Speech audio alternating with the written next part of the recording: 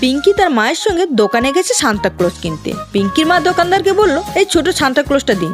পিঙ্কি জেদ করে বসলো, তার সাইডে যে দাঁড় করানো আছে বড় সান্তাক্লজ কিনবে। পিঙ্কির মা বলল, বড় সান্তাক্লজ কেনার দরকার নেই, এই ছোট হলেই চলবে। পিঙ্কি কিছুতেই শুনবে না, সে বড় সান্তাক্লজ কিনবে। মা রেগে বলল, তোমাকে সান্তাক্লজ কিনে দেবো না, বাড়ি চলো। তখন পিঙ্কি বলল, মা তোমার মোবাইলটা দাও তো। পিঙ্কির মা বলল, কেন, কি করবি মোবাইল নিয়ে? পিঙ্কি বলল, দরকার আছে, মোবাইলটা দাও। আচ্ছা ঠিক আছে নে। পিঙ্কি মোবাইল নিয়ে তার দাদুকে ফোন করলো। দাদুকে ফোন করে বলল, দাদু শোনো না, মা আমাকে বড় সান্তাক্লজ কিনে দিচ্ছে না, মা বলছে ছোট সান্তাক্লজ কিনতে। আচ্ছা তুমিই বলো দাদু, ছোট সান্তাক্লজ কিনলে ছোট ছোট গিফট পাবো, আর বড় সান্তাক্লজ কিনলে বড় বড় গিফট পাবো। তুমি একটু মাকে বুঝিয়ে বলো না দাদু, তোমার কথা মা শুনবে।